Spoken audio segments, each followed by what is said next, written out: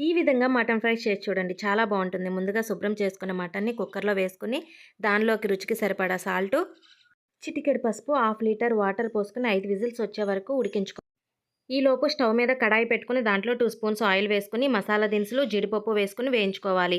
అవి వేగిన తర్వాత ఉల్లిపాయ ముక్కలు, పచ్చిమిరపకాయ ముక్కలు వేసుకొని దోరగా వేయించుకోవాలి. ఇవి వేగిన తర్వాత దానిలోకి 1 స్పూన్ అల్లం వెల్లుల్లి పేస్ట్ కూడా వేసుకొని మొత్తం కలిసేలాగా కలుపుకొని వేయించుకోవాలి.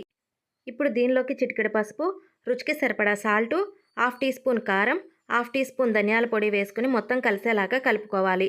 ఇలా కలుపుకున్న దానిలోకి ముందుగా ఉడకబెట్టి పెట్టుకున్న మటన్ను వాటర్‌తో సహా వేసుకొని వేయించుకోవాలి.